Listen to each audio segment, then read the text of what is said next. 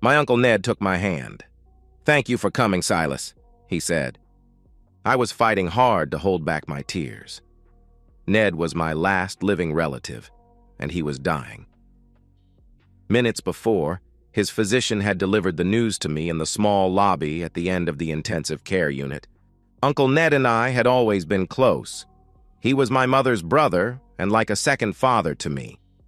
2 years before, as I had watched my mother's coffin being lowered into her grave, Ned had put his arm around me and said, "She is in a better place, son."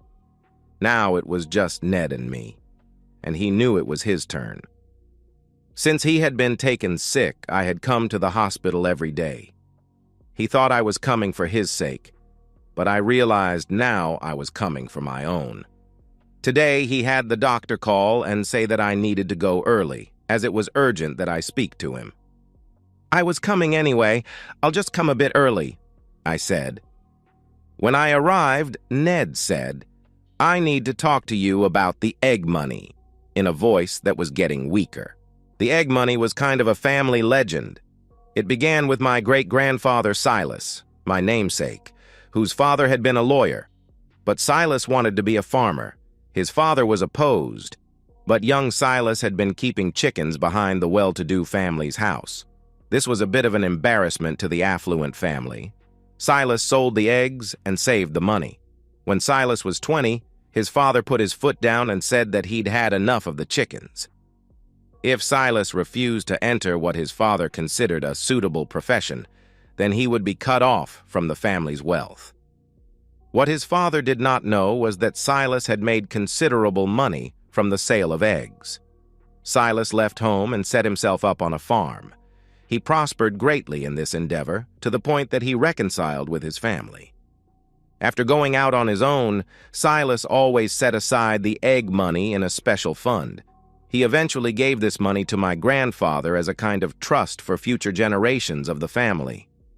My grandfather had 2 children, my mother Sonia and my Uncle Ned, to whom he entrusted the egg money, as it was called. Anytime there was a financial problem in the family, my mother and Uncle Ned would say, "Let's tap the egg money," and then they would laugh hysterically. Perhaps it was because of the laughter that I saw the egg money as a kind of joke. Ned was a lawyer like his grandfather, Silas's father. Still, Ned always lived very frugally in a small house with very modest needs. He had never married, often saying that he would marry when he found a woman as good as his mother or his sister, but I guess he never did. "Uncle, if there is nothing in the egg fund, I do not care. I am here for you, not money," I said. "I know that, and that is why I called you. Next month you will marry Nancy, and, well, as good as she seems and as pretty as she is, there is something there I just cannot trust. It is said that you do not know your spouse until you have been married for a long time," Ned said, and then paused before continuing. "On my desk at home, you will find my will and all the information on the Silas Stevenson Family Trust. Please do not tell your wife about it until you are completely sure of her and have been married for at least 5 years. Promise me this, and I will go to my eternal rest in peace." What could I do? I made my uncle the promise he sought. It was, I believed, a small, unimportant matter. I was to be proved very wrong. I stayed another hour with my uncle. During that time, he seemed to go to sleep, but then monitors beeped and buzzed. My Uncle Ned was gone to join my mother and his. 3 days later, I buried my uncle in the family plot next to my mom and dad. Their parents were there, as was the entire family in the little cemetery outside of Messina. Nancy, my fiancée, did not make the funeral. She had final exams. Nancy was then a 4th-year medical student. Nancy and I had been together for about 2 years. She and Uncle Ned had never clicked. Nancy can be a bit off-putting. She is a very driven person. From high school on, she had been focused on becoming a doctor. She made every sacrifice called for. It left her a bit socially stunted. She is a pretty woman. Some might even say beautiful, at 5'6" with shoulder-length blonde hair. She had the figure of a cheerleader, but the personality of a computer geek. She was not the best at math, which is how we met. In college, I was a tutor for those challenged by calculus. Nancy was assigned to me. She needed good grades to get into med school, and that meant not just passing calculus but doing very well. Somehow, we just seemed to connect. My ambition was to teach. We were both dedicated to helping others. Neither of us had much relationship experience. We started what I would call study dating. We would get together to study and end up at the coffee shop. Gradually, we began necking on the way home. On the night I got the news of my mother's death, I was with Nancy. The following day, I asked her to marry me, but we put off the nuptials until I graduated and found a teaching job. A week after Ned's funeral, I opened the drawer of my uncle's desk and discovered he had left me a great burden. There, neatly laid out, were his last testament and the records of a trust to which I was the sole beneficiary. The monthly statements of banks and brokers said it all. The Stevenson Family Trust contained almost $7 million. Nancy and I had been living together for several years while she completed school. I obtained my teaching certificate and the wedding was planned for the following month. I would be supporting us on my teacher's salary while she completed her degree. She still had a long road ahead, as she wished to become a surgeon. The money I had inherited would make life easier, but I had promised to keep it a secret. I also saw the egg money as a kind of personal obligation, something to be handed down to our children. I didn't tell Nancy about the trust fund and instead took the money to an investment firm in Manhattan. If we needed something, I would dip into the funds, always making it seem like I had borrowed the money and was struggling to pay it back. In a way, that was true. I intended to repay the trust as best I could. Her parents threw us a fine wedding, but I refused their offer to pay for a honeymoon. I took us to an expensive Caribbean resort, telling Nancy that Uncle Ned had left me a bequest for our honeymoon. And that was the truth.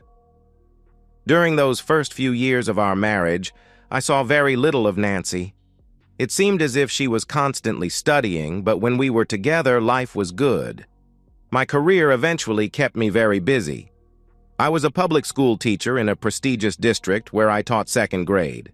With my math background, I could have taught high school, and even gone on to an advanced degree and become a college professor. However, my aspirations were to change my students' lives for the better. My heart told me that the best place to do that was teaching young children. Nancy didn't understand the nature of my vocation, but at first, she accepted it. As I said, we were very happy with her as a medical student and me teaching young children. I was looking forward to someday having children of our own. Eventually, Nancy graduated and interned at the local medical center. I went from seeing her too little to seeing her almost not at all. However, I knew she was working toward a goal. I believed that when her internship was over, we would be truly together. However, soon she was embarked on a residency. Before I knew it, we had been married for 5 years. The time had come to tell Nancy about the egg money, but something held me back. I knew I should tell her, but something held me silent. Finally, I admitted to myself that I didn't trust my wife. She was ambitious and too conscious of her social position. I told myself that in time she would mature, and then I could disclose the egg money. Nancy completed her residency and began her career as a surgeon. I thought we would see each other more, but we didn't. However, Nancy's income vastly increased, and soon she was talking about buying a house. I saw this as a good sign that we would be planning a family. Nancy insisted on buying an expensive house in a fashionable neighborhood that she felt matched her new inflated status. "I'm a surgeon, and this is a successful doctor's house," she told me. The house was the classic McMansion, using too much of a small lot and having an interior design that created a lot of useless space. It had a freestanding 3-car garage that Nancy soon filled with an expensive luxury car and a 4-wheel drive all-terrain vehicle. Our little Subaru that I drove was squeezed into the 3rd space. My suggestion that it was now time to consider starting a family was brushed aside. "We just now have our freedom. Children would tie us down. It's time to enjoy our success, she argued. However, we didn't enjoy our freedom. Or at least, I didn't.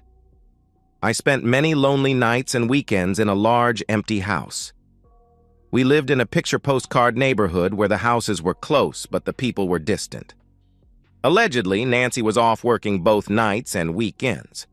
But I began to suspect that it wasn't all work. Out of boredom, I began volunteering weekends at the local daycare and spending my nights in chat rooms on the internet. It was this last activity that led to a strange development. I generally frequented education-orientated groups where we discussed the current trends in education. One evening, a newbie showed up with a peculiar and highly specific question. "This is Hermes," he wrote. "Does anyone know about an educational program called Doctrina? I'd be interested in your thoughts." The board I was on that night was primarily school administrators. They had heard of the educational software he was mentioning. It was a complicated package of computer-assisted programs for elementary school children that was getting a lot of hype just then in the press. Most of the administrators on the board that night were highly enthusiastic. However, my school just happened to be a test site, and I knew the software was useless. "Technology," I commented, "is all very well, but Doctrina would require a large investment in hardware for nearly all schools. Even the best-funded schools have only a computer or two per classroom in the lower grades. Using this software would require a large investment for a modest gain. That rules out public schools and all but a few elite private schools. However, if you are spending a small fortune sending your child to private school, do you want your child taught by a machine?" "What about homeschooling?" Hermes queried. I had thoughts on that, and soon he suggested that we have a private chat. We discussed Doctrina's chances of success in the educational field for the next 4 hours. It was after 2 in the morning when we signed off. However, my wife still wasn't home. She came in around 3 and stumbled into our bedroom. I pretended to be asleep. She had clearly been drinking and therefore had not been working. She threw her clothes into the hamper and headed to the master bath of the bedroom. Before I left for work the following day, I checked the hamper. Nancy was still asleep. Allegedly, she worked the 4 to midnight shift. But I had my doubts. The clothes in the hamper were not what you wear to work, particularly the fancy underwear that was stained with evidence of intimacy. Whatever faith I had in my wife was lost. For the next 2 weeks, I went around in a kind of fog, wondering what had become of my life and trying to determine a course ahead. What had gone wrong? Was it something I did or didn't do? Was it one man or many? Should I confront her? Should we try counseling? There were so many questions, but no easy answers. Little Jeffrey Anderson snapped me out of it. He was a bright young boy, but he was struggling. He had definite reading problems and was having trouble with pronunciation. I suspected a learning disability. We didn't have the facilities to adequately test him at our school. We tested, but it was strictly routine. I knew his parents had resources. I informed them of what I suspected at the parent-teacher meeting and recommended several good sources to assist them. Sure enough, Jeffrey had a problem and needed extra help to overcome it. Helping Jeffrey would take my mind off my marital issues. At the end of the evaluation and intervention meeting, Mr. and Mrs. Anderson thanked me. Mrs. Anderson hugged me and said, "You're a wonderful man. Your wife is a very fortunate woman, although she doesn't seem to know it." Mrs. Anderson was a nursing supervisor at my wife's hospital, and her husband was a prominent attorney. Jack Anderson then shook my hand and said, "If there is ever anything you need, Silas, please don't hesitate to ask." I left feeling like a giant. I was at the top of my profession. That's when I got a cryptic email from Hermes telling me to log on to the discussion board late that evening for a private chat. My next email was from my wife telling me she would be late again that night. I logged on to the message board at about 11 p.m. Hermes was there waiting for me. "Hey, Teach," he began. "I sure owe you. That Doctrina deal tanked. You saved me a bundle. I'm glad." But is that what you do? Invest? Yeah, I started as a day trader with some family money, but I nearly lost it all. However, I met this fellow who runs a fund that invests in startups. I've been investing with him for about 3 years now. He doesn't always hit, but when he does, it's a good payday. He was pushing this doctrina until I clued him in. He's grateful for the aid you gave us.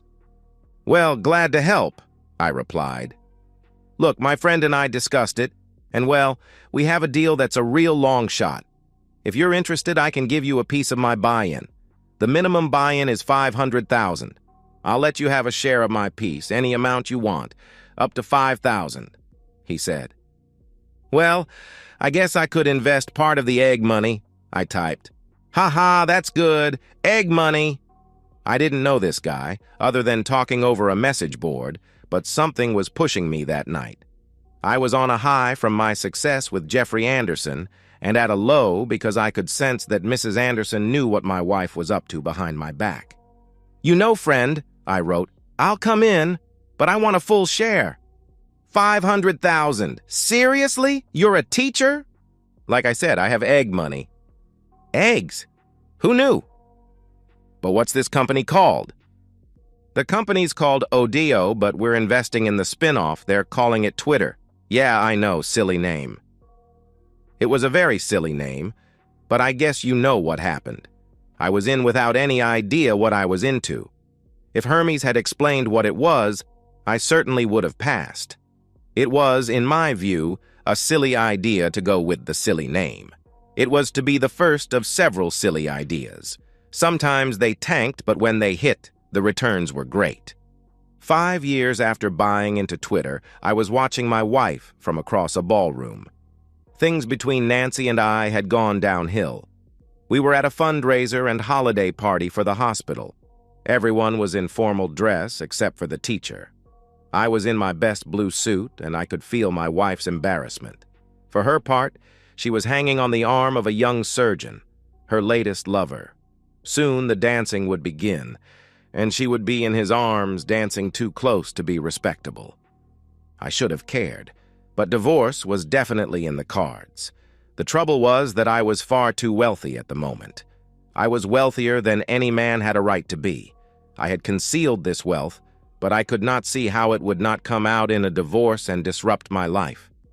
It was a strange set of circumstances that had brought me to this place in my life.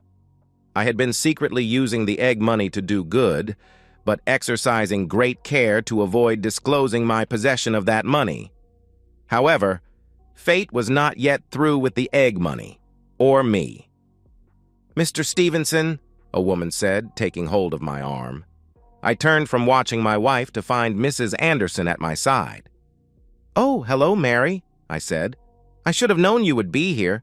Congratulations on being named head of nursing. Thank you, and if you wouldn't mind, I'd like to introduce you to several people. She led me to a small group. You know my husband, Jack, and this is Leslie Dumont, our hospital president. Her husband, Arthur, and Donna.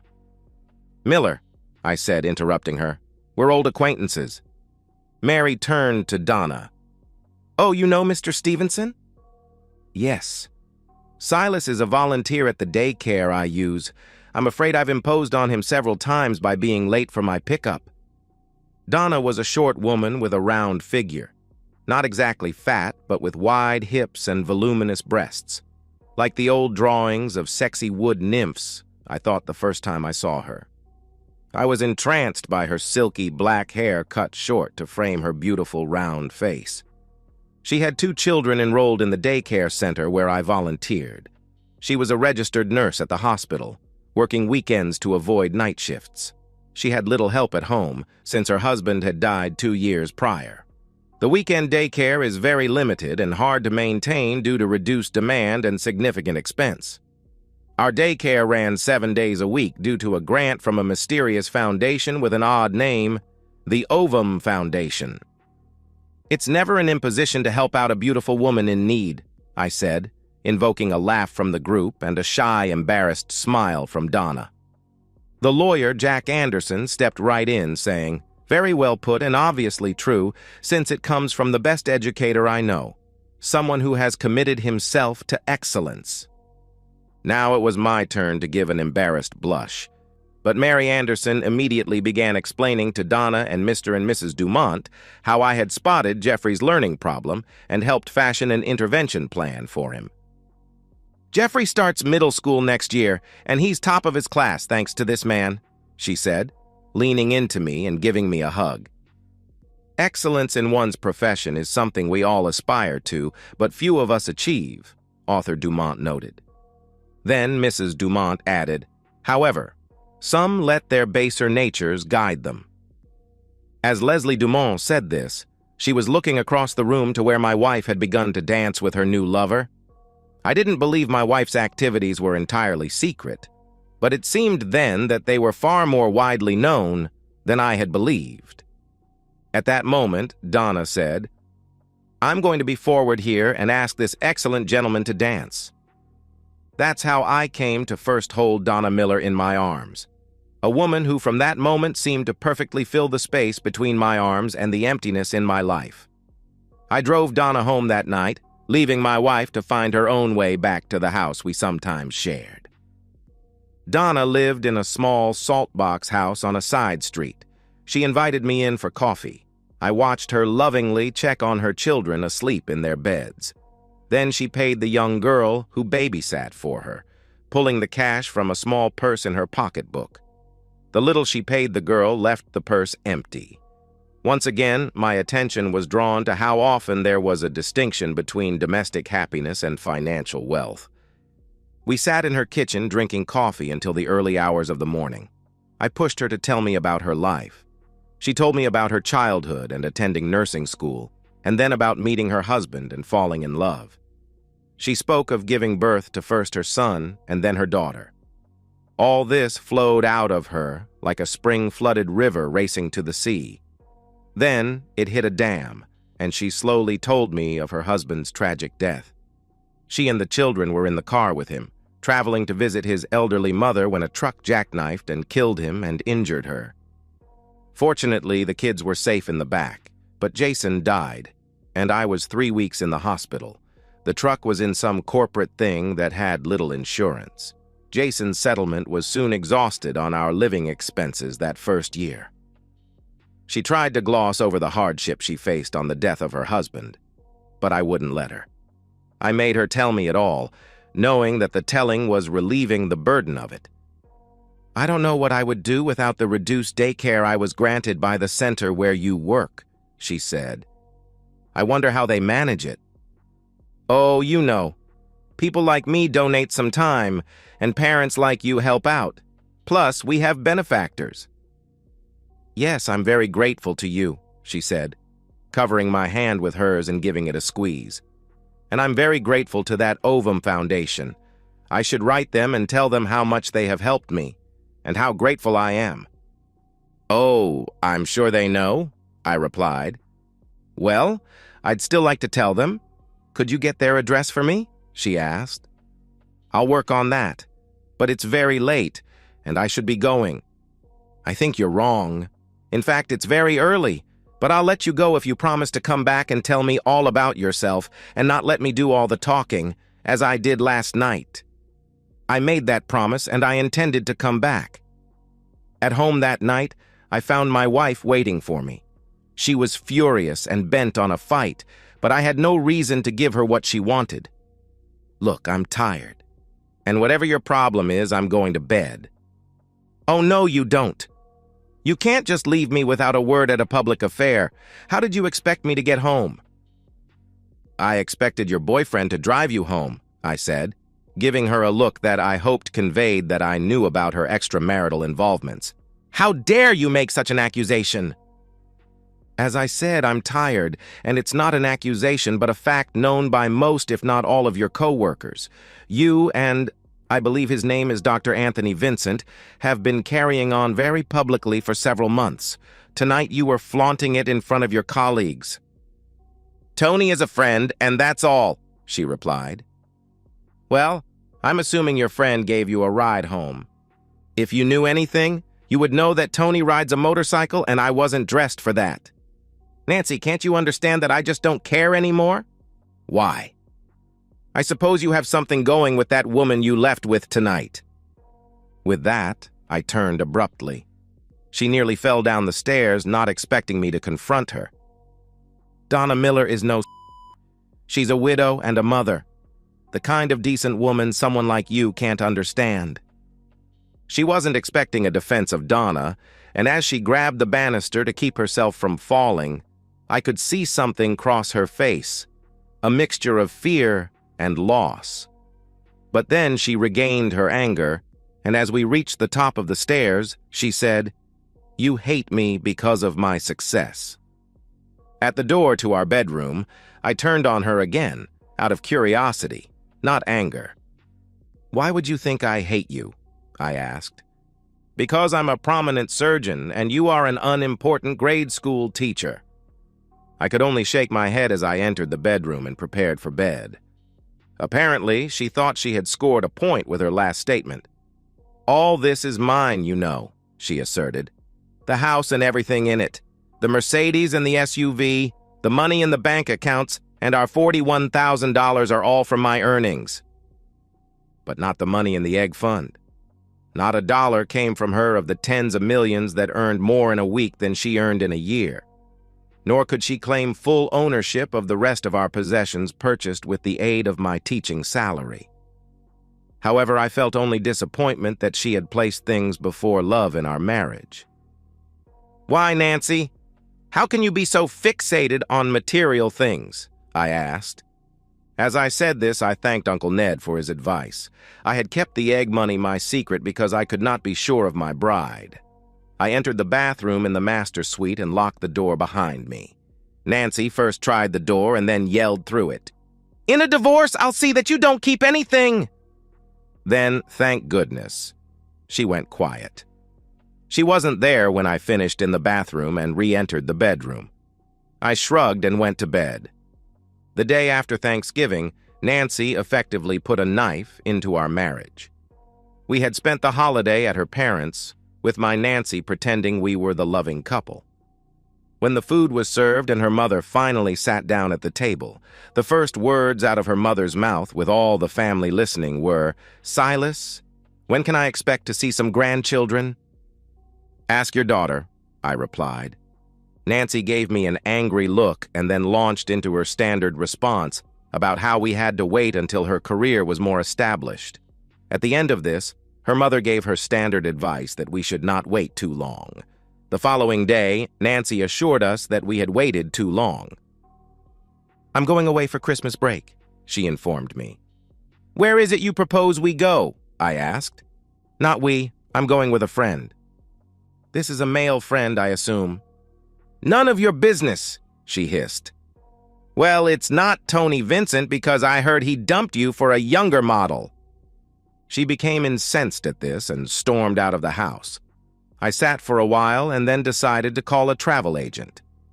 "Yes, I can book that trip," the woman informed me. "But I have to warn you that it can come at a steep price over Christmas week, and that's without the park admission and ride fees. Just make the reservation, but hold the final commitment until the lady says yes," I told her.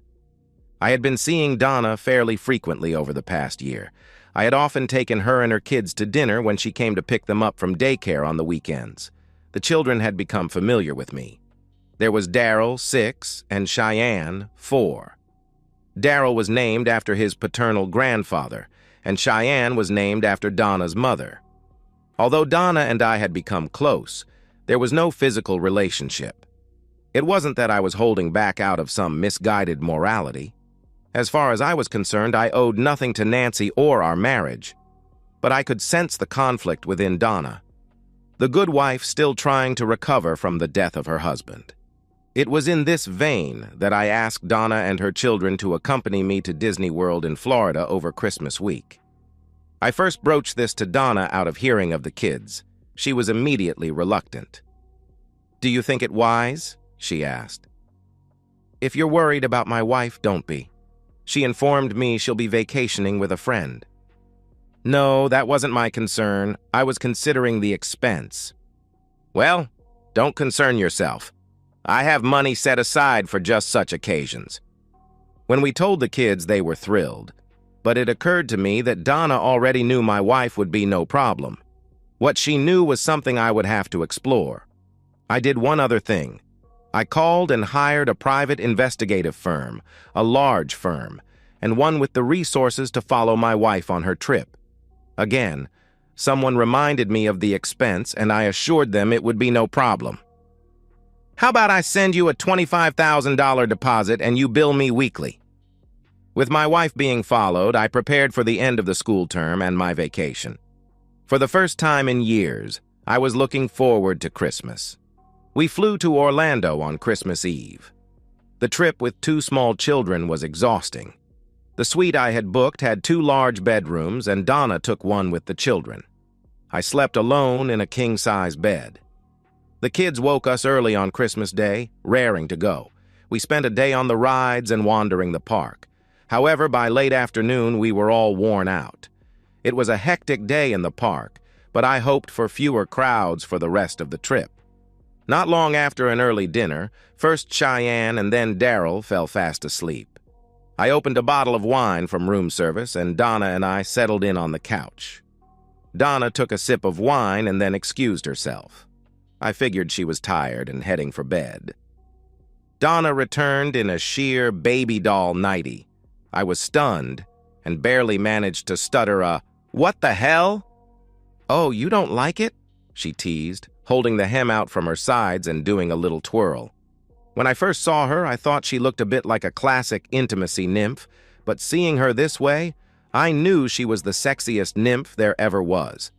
As she came to the end of her little turn, I jumped up and grabbed her. The intimacy that followed cannot be described. There seemed no material end to our passion, and that was because it wasn't just passion. We each knew the other had fallen in love without intimacy. We now advanced to a state of physical intimacy that many aspire to, but few achieve. Exhausted in the early hours of the morning, we lay holding each other, and I asked her, "Why now, Donna?" "Because I love you, and I've wanted you for some time and knew you wanted me. But you respected him and me enough to wait." I knew the him of which she spoke was her dead husband. We slept then, and it was not until almost the last day, sitting at a small cafe drinking overpriced coffee, that I asked her what she knew of my wife's new friend. Her children were playing nearby, and she was watching them and not looking at me while she spoke. "It's Dr. Sherman, and it's a bit of a scandal, I'm afraid." "Not Thomas Sherman, surely. He's the hospital's chief of medicine." "Yes, that Thomas Sherman," she replied. "But he's happily married, and he must be at least 15 years older than Nancy," I argued. "More like 20, and rumor has it that he was just having a fling with a younger woman until his wife caught him with her in bed and threw him out. Now they say he's trying to put a good face on it. However, no one believes he will last long with the hospital." She opened. Then, realizing what she had said about my wife, she turned to me red-faced and apologized. "Don't fret yourself. She's that and more," I admitted. I didn't want to go home, but I knew we had to. We arrived home on New Year's Eve just in time to celebrate the ball drop. I didn't go home that night but stayed at Donna's. My wife returned home the following afternoon, barely an hour after I arrived. She looked well and tanned, clearly from a vacation in the sun. I think her own tan kept her from noticing mine. At any rate, we exchanged no welcome home kiss. The cool atmosphere remained between us until February, when I came home from school to find her sitting in our living room. I knew what her problem was. I had kept up the surveillance on her. The news of the affair between the chief medical officer and the surgeon had reached the hospital trustees, and one of the lovers had to go. They chose the She wanted me to comfort her, but I found that hard to do. She also tried to get back into my good graces. However, as the saying goes, that ship had sailed. In April, my marriage to Nancy came to an abrupt conclusion. I waited for her to get back on her professional feet before I demanded a divorce. Her return to her vocation didn't come easily. The hospitals in our region were aware of her reputation and wanted nothing to do with her. Finally, she found a place at a small hospital that had taken on bariatric weight loss surgery as a specialty to survive in the current healthcare environment. The chief surgeon was a woman, and Nancy was her assistant. I assumed it was a substantial come-down in prestige, but perhaps not in salary. At any rate, things blew up over something on my end. Donna and I had been careful at first to take precautions. When we got back from Florida, Donna went on the pill, or more precisely, a patch of some kind. I am not knowledgeable enough to know what went wrong, but she was pregnant, and I couldn't have been happier. With her working in a hospital, the news quickly got out. I came home one afternoon from school, intent on changing and departing for Donna's residence. I found Nancy waiting for me. "Well, you got your little tart pregnant," she accused. I merely shrugged and said, "Yes, we're very pleased." This set Nancy off, as I knew it would, and she began cursing Donna and me. When she came down off the ceiling, I said as calmly as I could, "This has to be humiliating for you, as your notable slut status is for me. But if you want to mitigate the pain, I suggest you divorce me as quickly as possible." "You bastard! You're not even ashamed." "As far as I'm concerned, I have nothing to be ashamed of," I replied. "I'll claim adultery and name the little mother as your paramour." "No, you won't. You see, I have pictures. I've had you followed since before last Christmas. I'm particularly fond of a set of you and Tom Sherman on a nude beach in St. Martin. If those hit the internet, what little reputation you have left will evaporate." "You wouldn't dare," she said. "Try me," I replied. I left then and headed straight for Jack Anderson's office. He had been expecting me for some time. Seated in his office, he said, "You know she's going to ask for everything." "She can have it all except the egg money, but I want it done quickly, obviously," I said. "She can't reach the egg trust. It's irrevocable, and you took my advice on transferring your financial profits into it slowly over time," Jack told me. "Good, let's get it done." Donna was not so sanguine. "How can you give her everything? You need to fight this. I'll lend you money for the lawyers. I can take a second mortgage on this house. I don't care a fig about my reputation. But I won't let you destitute yourself on my account." I brought a bottle of expensive champagne with me. "Here, let me pour you a glass of this. You will probably need it," I said. She was seated at her kitchen table and rose to stop me. "No!" she demanded. "I'm pregnant and we can't afford it." "It's just one glass," I said, gently easing her into her seat. When I had her seated and a bit of wine in her. And so, we've reached the end of today's story. Was it what you expected, or did it take a twist you didn't see coming? I'm curious to hear your thoughts. Share them in the comments below, and let's get a conversation going. If this story kept you hooked, make sure to hit that like button. And if you're new here or just haven't subscribed yet, now's the perfect time to join our community. I bring you fresh, captivating stories every day, so click that subscribe button and turn on notifications so you never miss out. Thanks for watching, and I'll see you in the next one.